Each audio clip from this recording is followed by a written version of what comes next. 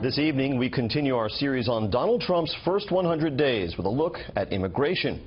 It was, of course, the issue that first put Trump's presidential campaign on the political map. Now it will provide an early test of his willingness to stick to his promises. Correspondent Stegall reports tonight from the U.S. border with Mexico. Life just doesn't get much better than this for Eloisa Tamez. A leisurely stroll on her South Texas land once brought great joy.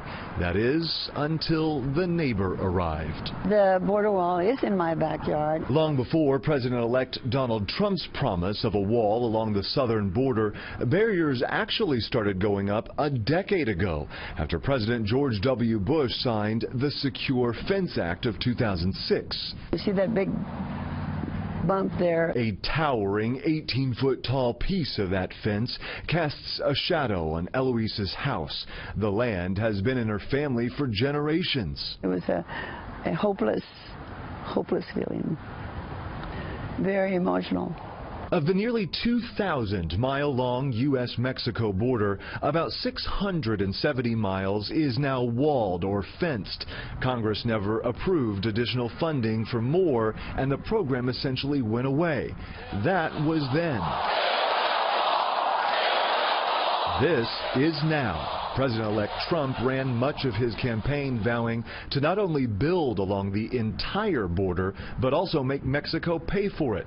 However, some like Eloisa Tamez, who voted for Trump, don't have great confidence in how effective that'll be. More walls will not solve the problem. Aside from keeping people out, there's also the issue of what to do with those already living or staying here illegally.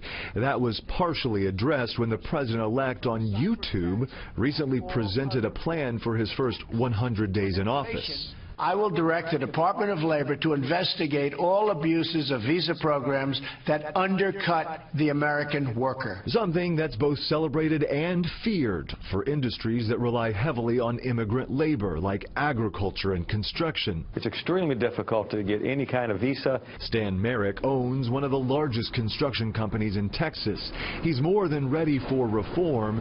Merrick says right now, it's American businesses being punished for following the law, losing work to a growing number of outfits that skirt the rules by paying employees in cash and not coughing up taxes. Companies like mine cannot invest in a labor force unless we level the playing field. Merrick's motto is the best border security is at a job site, meaning he believes President-elect Trump could be on the right track with holding employers accountable. U.S. Border Patrol agents have their work cut out for them. According to Customs and Border Protection, total apprehensions along the southwest border jumped nearly 24% this year compared to last.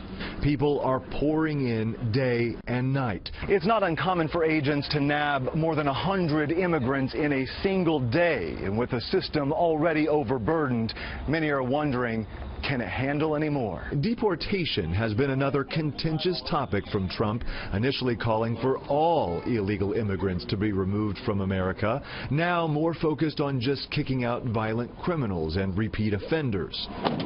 It's largely why the phones haven't stopped ringing at this immigration law firm in Dallas. There is a true fear. Attorney Martin Valco says he's spending a lot of time dispelling rumors and taking on new cases, but Valco points to a larger concern. He says there's not enough staff to handle a surge in deportation proceedings, considering the current average wait time for a new case is approaching 2 years nationally. He's going to have to crunch the numbers, see if they'll be able to add that kind of number of judges. A daunting task, just like constructing a wall, but Eloisa Tamez just wants to feel safe, wants the crime to stop. I want to matter. At the Texas-Mexico border, Stegall, Fox News. Tomorrow, we will look at some of the national security challenges awaiting President-elect Donald Trump when he takes office January 20th.